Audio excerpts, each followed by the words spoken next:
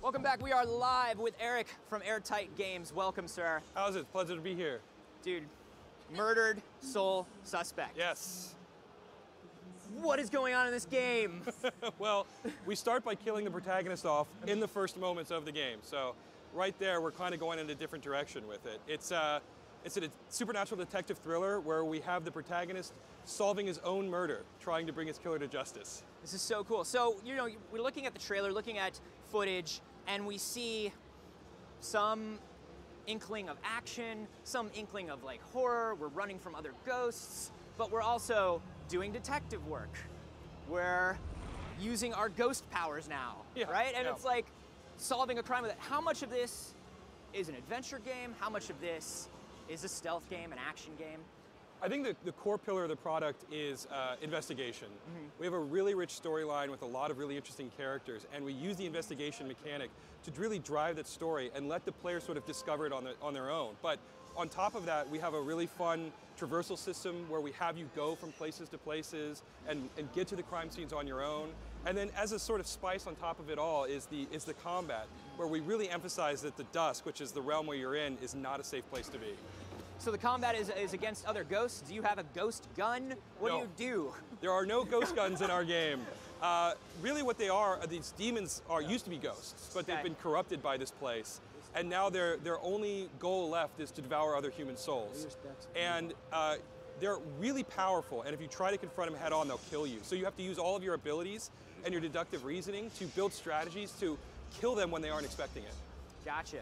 So we're using some ghostly powers. We're seeing things like possession. You know, we've seen things like this with like Ghost Trick, games like Geist. How are the powers in Murdered a little different than those? So, and that's one of the great things about Ghost lore, is it's sort of universal and you get it immediately. We use possession a little bit differently. We don't let you directly control the player, because one of the things that we want the player to feel is, I need to think outside of the box. I need to go in a different direction with this. And so they aren't part of the living world anymore, and we really wanted to emphasize that fact. So when you possess people, you can look through their eyes, you can hear through their ears, but you don't usually have direct control of them. You can influence their thoughts a little bit, and you can malfunction some living world objects, but the goal is to force the player to think in a different direction to solve the cases. Gotcha. And what other kind of stuff are we going to be seeing in terms of abilities?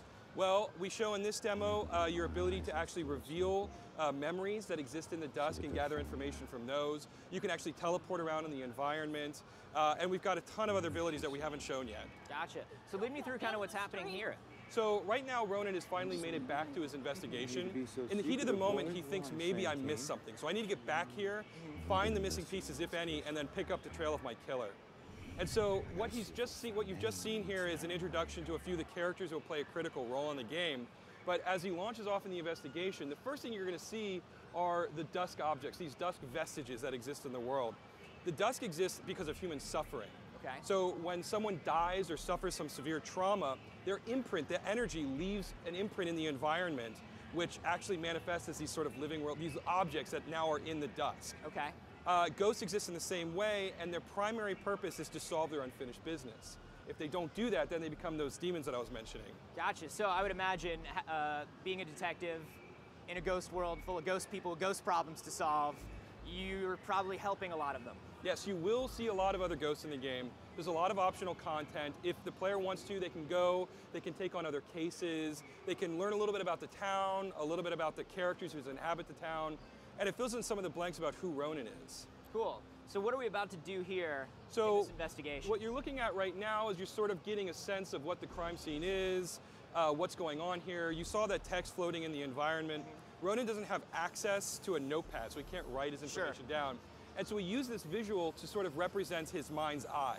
As he's working through the investigation, what do I need to do? What's my next goal? What do I need to be discovering here? The first place he's going to start in just a second here is with his own body. What better place to start, right? Sure. So as he makes sure that this is where he needs to go, he sees some other clues over here that we'll get to into a moment. He's going to investigate, and in life, Ronan was an incredible detective, and he preserves that as he comes into the Dusk. So the basic abilities that you're going to have as a detective of observation will carry over once you get into the gameplay. Gotcha. And so we don't have a notepad. We don't have a weapon anymore. How much can we interact and influence objects in the real world? There is some limited interaction in the real world, but it's mostly about poltergeisting things and drawing people's attention. Gotcha. So here we're figuring out how we died? Yes, well, we know how we died. Yeah. We're just trying to make sure that we haven't missed anything. So as he plays this mini game, in this particular instance, he's getting a flashback of what just happened to him. Again, it's sort of this whole, it's all mental, it's all in his head as he pieces it together. But that's sort of the baseline ability. It's one of the first things that you learn how to do. Okay. The next thing he's going to do as the demo continues is he's going to go over here and possess Stuart. And we're going to see a little bit of that possession gameplay that I was talking about. Cool.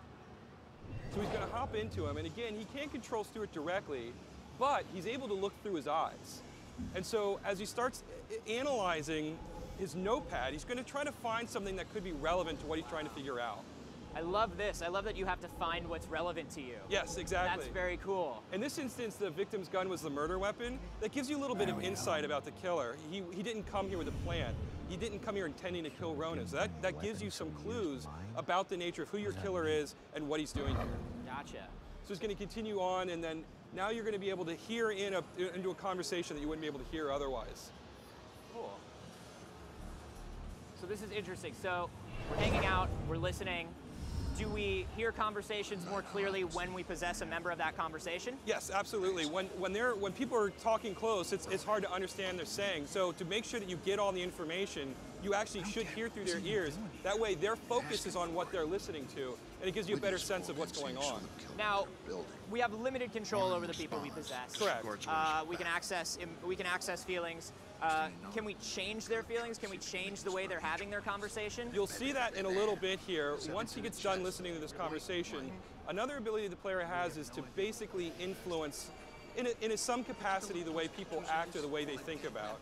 So once he figures out that they know a little bit about the case here, he's going to go over a witness who is so distraught by what she's seen, she can't articulate her thoughts to the police officer. So he's finished here, so he's going to make his way over to the witness now. Tell me about the badge that we just earned. So the badge system is a way to reinforce good gameplay. We don't want the player to be punished for doing poorly. We want them to be rewarded for doing well. Yeah. We want to encourage them to continue on with the storyline. We don't want them frustrated and turning the game off and not coming back. Sure. So the badge system is a way that if you do the investigation well, you'll get more badges, and the reward system will earn you more experience for future upgrades. Cool. So as you can see here, he's influenced this woman. He's actually taken one of his own memories and put it into her head and gotten her to articulate what she saw. Wow. So now he has information that no one else has access to because she's so in shock by what she's seen. Now, when you put memories into other people's heads, like right now we're obviously using that. She was there, it was something she already saw. We just need her to be able to talk about it. Yes. What are you going to be able to do to people's heads when you're putting other memories into them? So again, we don't want the player basically controlling and doing living world things. So it works in a limited capacity. Okay. People with free will have the resistance, they can resist it, but you can sort of direct them in little ways that you'll see as you play through the game. Cool. And so here we're obviously, this is all the relevant information that we found, the clues. Right, we're piecing it together now. So the first step was going, okay, let me make sure I know what the cops know. But let me think about what I know that the cops don't know, and that was the witness statement we were able to get. So as he pieces it all together, he's going back over it again in his head, and now he knows that he needs to make it up to the 4th floor to continue the investigation, to go back to where it all started. Gotcha. So we're not hearing it here on the floor, but I would love to know a little bit about the tone of the world. Is this more noirish? Is this more kind of modern? What kind of mystery story are we telling? Sure. So the game takes place in modern-day Salem, Massachusetts, a fictionalized version of Salem, but gotcha. It's inspired by that town. That's my way in. And we're going for obviously kind of a creepy vibe in a sense. Salem has got a really rich supernatural history, right? And the way the town looks is really the perfect setting for the kind of game we want to build here. I mean, as you can see, the street is it's such an interesting place to look at already. Yeah, you've got like the old cobblestones there. Mm-hmm. So we're trying to get to the 4th floor. I am assuming, can we walk through a door? So here's the interesting thing about ghosts.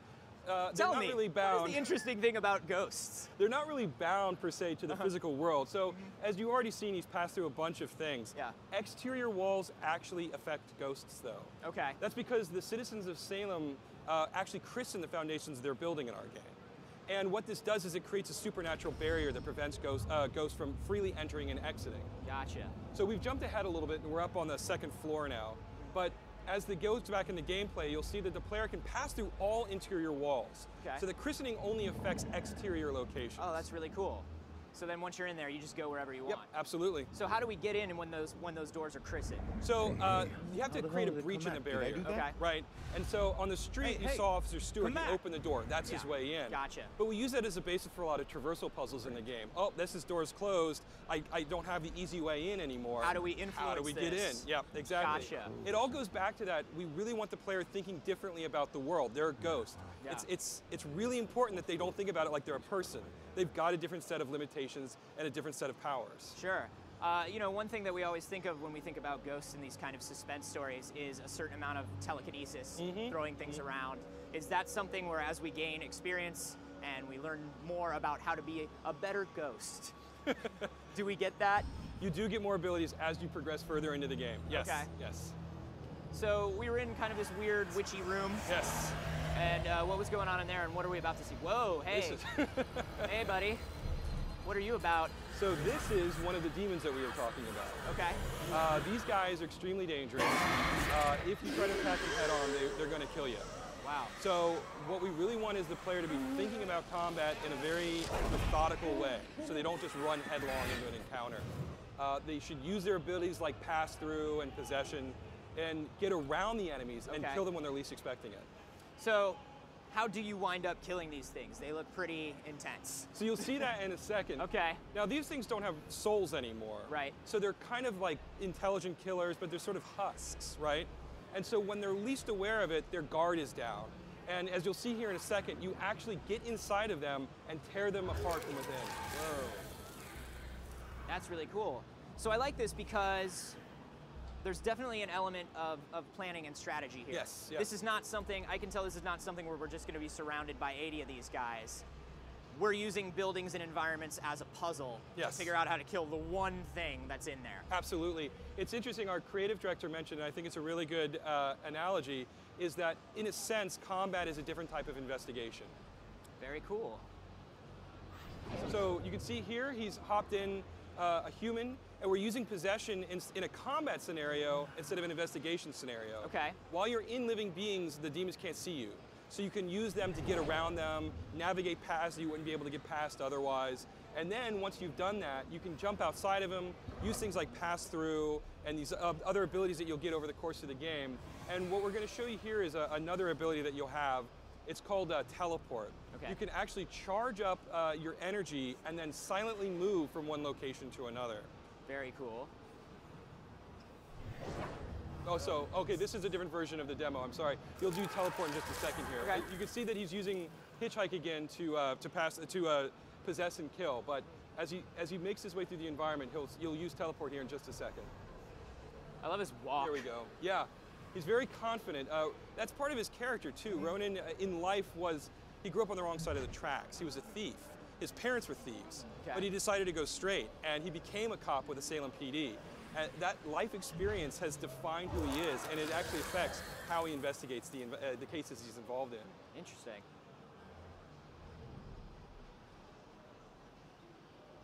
So he's going to make his way up to the 4th floor now, and now he's going to be able to complete the investigation that will lead him hopefully to where his killer's location is. Okay, folks, I need you to keep your distance from the scene. So we're solving problems for ghosts here.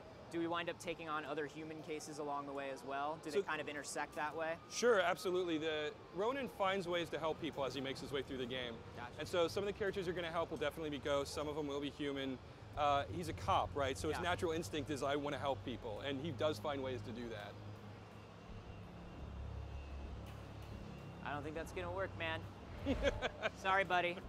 Damn, It's not how it works. One Long gave me that gun. So that's the murder weapon, obviously, or maybe it's his weapon. So, but yeah, you'll have to see. In this investigation, we'll put the final pieces together. And again, we come back to that notion of Ronan's mind's eye. In this particular investigation, he's going to try to put the order of the events together. He's going to try to find the timeline that led to the situation. And you're going to discover things about Ronan, or about this case, that's going to take you in new directions, including why the gun is there on the ground. This is awesome, man. This is definitely something very unlike anything we've seen before, which is something I expect from you guys at this point. Thank you so much, man, Absolutely, for coming by. it was a pleasure. Do you know when we're going to see Sole Suspect? It's coming out in early 2014. Excellent. Yes. Thanks again.